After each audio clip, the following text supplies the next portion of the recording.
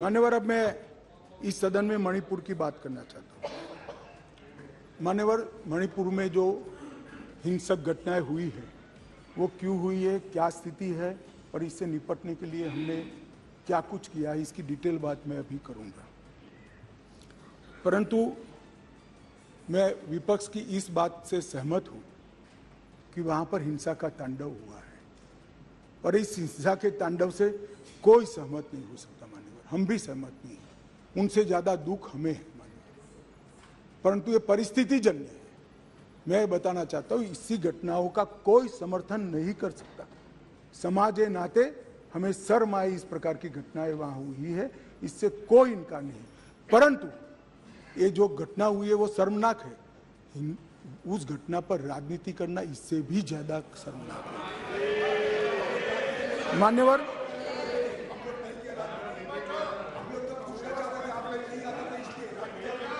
मैं बताता हूं।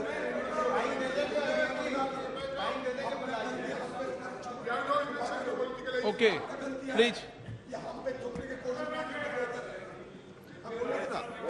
ये गलती आपकी है। अरे यार, आपके टाइम में बोलना पड़ेगा। मेरे टाइम में सारे इल्जाम, प्लीज गलती आपकी है।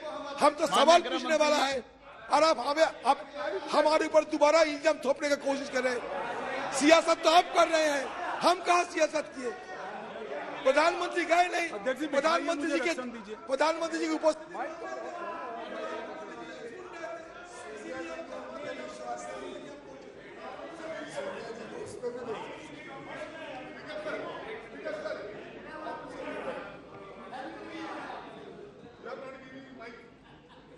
मान्यवर, एक भ्रांति देश भर की जनता के सामने फैलाई गई है कि यह सरकार मणिपुर पर चर्चा के लिए तैयार नहीं है।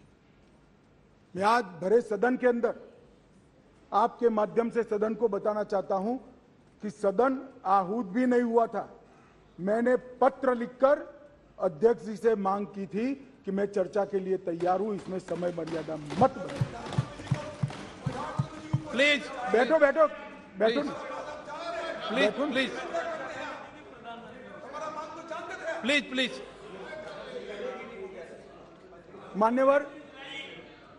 मान्यवर, मैं डे 1 से चर्चा के लिए तैयार था, मगर वो चर्चा नहीं चाहते, उनको विरोध करना था।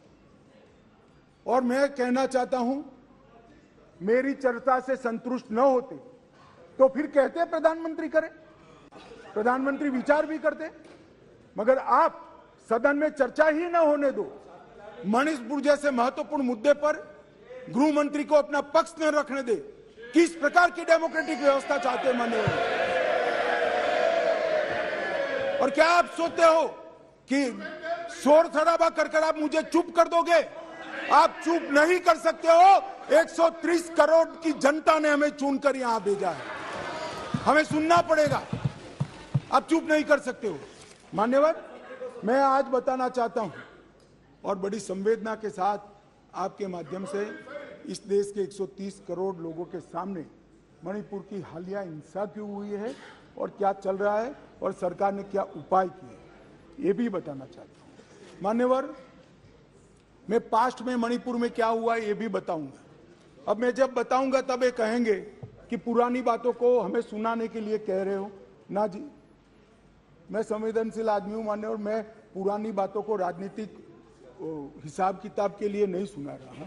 इसलिए नहीं सुना रहा कि आपके समय में भी हुआ था, हमारे समय में भी हुआ, होता है का अप्रोच हमारा नहीं है, ये यूपीए का अप्रोच है।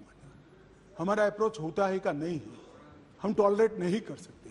मैं पुरानी हिंसाओं को इसलिए बताना चाहता हूं कि मणिपुर की नस्लीय हिंसाओं के स्वभाव को जनता ने जानना पड़ेगा। नस्लीय हिंसा मणिपुर में जब जब होती है तब किस प्रकार से होती है वो भी जानना पड़ेगा। इसलिए मैं पुरानी हिंसाओं को भी रखूंगा। आपके मन में ये भ्रांति न हो, ये सवाल ना आए कि पुराना क्यों बता रहे। मान्यवर, 6 साल से करीब 6.5 साल से मणिपुर में भारतीय जनता पार्टी की सरकार है। मणिपुर में भारतीय जनता पार्टी सरकार बनी तब से 3 मई तक एक भी दिन कर्फ्यू नहीं डालना पड़ा। मैं मेरी बात आग्रह के साथ कहना चाहता हूं।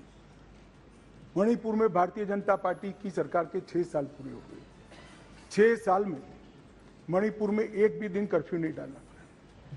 मणिपुर के अंदर एक भी दिन बंद नहीं रहा।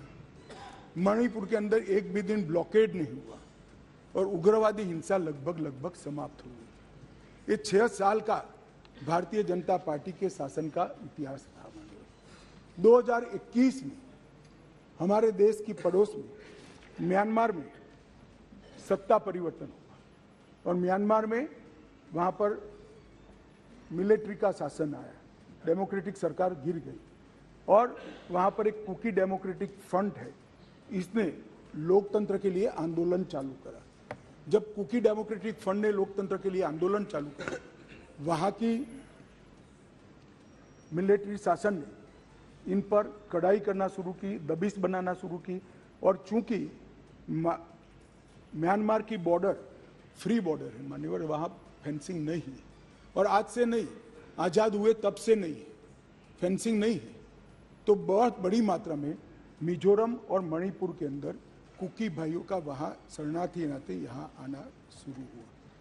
मैं इसलिए कहना चाहता हूं मान्यवर, क्योंकि उनका झगड़ा मणिपुर की मिलिट्री से था और दबिश शुरू हुई इसलिए आया। अरे म्यांमार की मिलिट्री से था और दबिश शुरू हुई इसलिए वो यहाँ पर आए। मान्यवर, हजारों की संख्या में कुकीज आदिवासी भाई यहाँ आना शुरू हो गए और परिवार बसने लगे। कहाँ बसेंगे? तो जंगल में बसने लगे और एक प्रकार से मणिपुर के बाकी हिस्सों में एक असुरक्षा की भावना हुई कि हमारी जनसांख्यिकी बदल जाएगी। हमने उसको देखा। उसी वक्त मान्यवर हमने गृह मंत्रालय में 2022 में निर्णय किया कि अब ये बॉर्डर को खुला नहीं कर सकते, बॉर्डर बनानी पड़ेगी, फेंसिंग करनी पड़ेगी। हमने 10 किलोमीटर फेंसिंग पूरी कर दी है, 60 किलोमीटर का काम चालू है और 600 किलोमीटर का सर्वे चालू है।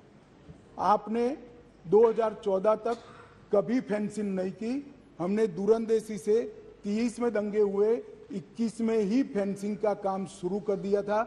10 किलोमीटर ट्रायल फेंसिंग बन चुकी है, 60 किलोमीटर का काम चालू है और 600 किलोमीटर का सर्वे बाकी, जिससे ये घुसपैठ को रोका जा सके।